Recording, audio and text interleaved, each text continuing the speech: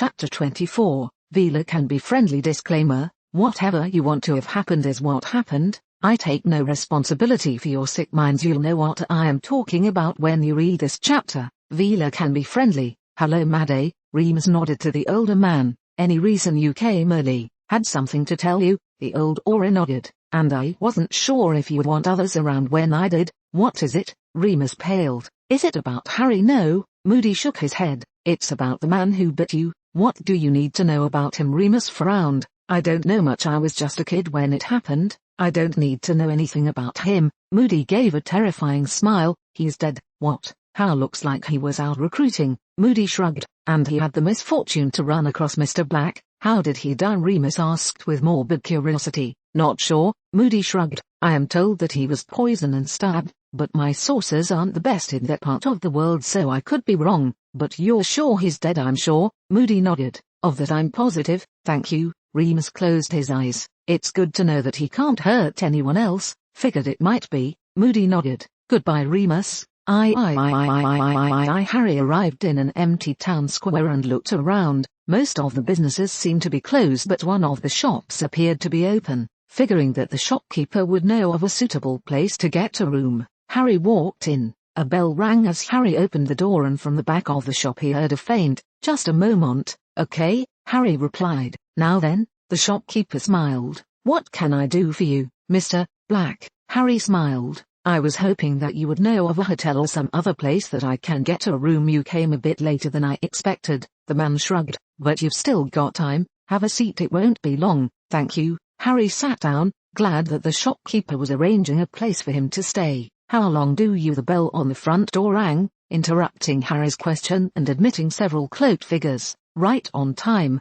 The shopkeeper smiled. "I have your supplies ready. Do you want to pay now or have me send you a bill?" "Send us a bill," a young female voice answered. "I'm surprised that you're not alone. They usually try to avoid us." "He's not from around here," the old man replied. "Not a bad fella though." "Oh." The woman turned to look at the seated Harry. "You look familiar." "I have that kind of face." Harry gave a nervous smile. "He's Gabrielle's savior," another female voice spoke up. "I'll recognize him from her pictures. He looks a bit older now than he was then." "Why are you here, Harry?" The lead woman gave an unseen smile. "You can see through my disguise." How Harry sighed. "I came because I was curious about the place that Victor came from. That silly field is nothing to one that possesses our talents." The woman nodded. "Where are you staying?" "I'm not sure." Harry shrugged. "The shopkeeper was going to find me a place to stay." "Then you must stay with us." The woman settled the matter. "It is the least we can do for Gabrielle's famous savior. I wouldn't want to be a burden." Harry smiled.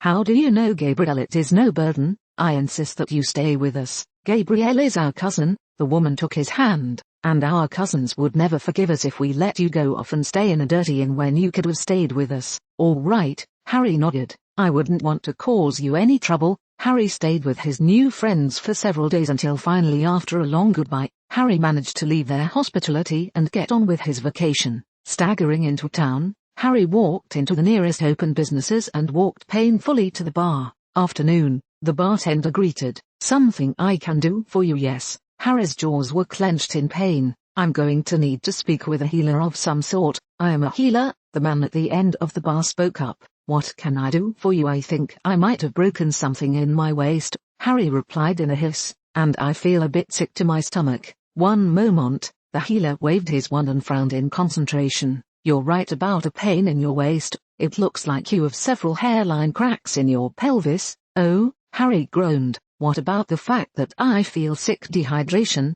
the healer replied. "Drink these 2 potions and you'll be fine." "Thank you." Harry downed the potions. "Now does anybody know where I can arrange transportation to Sophia?" "Right here," the bartender spoke up.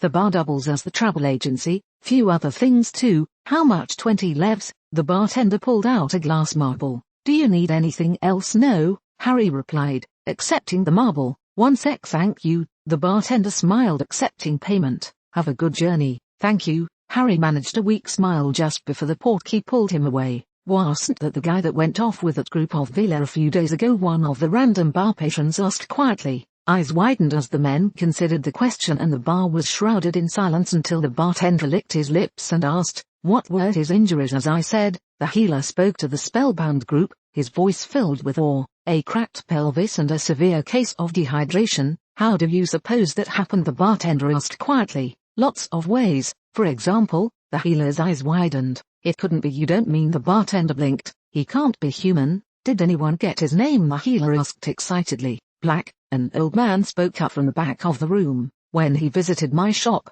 he told me his name was Black. The bar patrons were frozen in shock, eyes widened even further. Well, the bartenders moistened his lips. I suppose it makes sense. If anyone could survive a pack of Vila, it would have to be the mysterious Mr. Black. Good afternoon, sir. A uniformed man greeted Harry upon his arrival. Is this your final destination? No, Harry was still feeling a bit tired and sore from his time with the Vila. I'm going on to Moscow. If you like, I can arrange that, so that would be fine. Harry nodded. How much? 50 levs, the man smiled. Fine. Harry paid for the portkey. How long until it activates? Just say Moscow and you will be on your way. Thank you. Harry gave a weak smile. Moscow? Harry did not enjoy the trip to Moscow and he made a silent vow to learn some other means of transportation besides portkeys and flew. Purpose of your visit? A plain-faced woman in a drab uniform asked in a bored tone. Meeting a friend? Harry yawned. Your name? Black. Harry yawned again. First name? Mr. Harry smiled. You may pass through. Thank you. Harry popped his neck as he walked through the entry gate. Behind him, the woman calmly put up a next window sign and left to inform her supervisor. Harry pulled his Zippo out of his pocket and found a quiet place to have a conversation.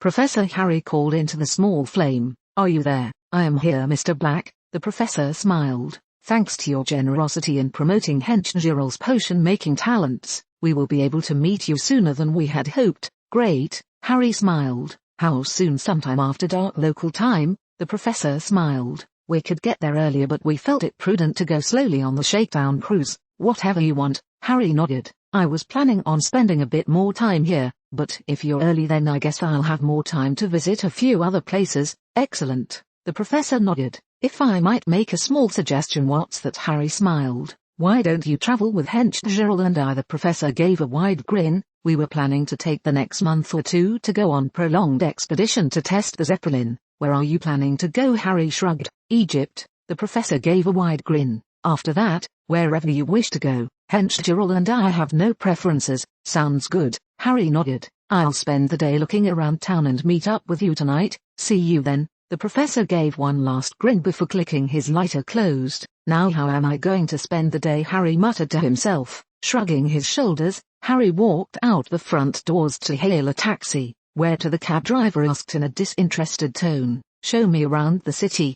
Harry smiled. I want to see anything you might think would interest me. You can pay and tip very well. Harry smirked. I don't have much time in the city and I want to enjoy it. If you can pay, the man nodded. Harry and his driver spent several hours touring the city. Harry saw things that he couldn't have imagined seeing in his childhood and delighted in the city's atmosphere. Thank you. Harry leaned back in his seat. There is just one more place that I'd like to visit. Then I'd like to find a good bar, where I want to see the yellow building in Lubyanka. Harry smirked. No problem, it's not so far. The driver nodded. After that I know of a very good bar, very classy. Thank you. Harry smiled. Tell me when we're there. We're there. The driver nodded. As I said, very close. Look to the left. Wow. Harry shook his head. Seeing it on the television did not do the old building justice. I never expected to see it like this. It doesn't seem the same without the statue in front of it. It's a bit strange. The driver agreed. The bar now? Yes.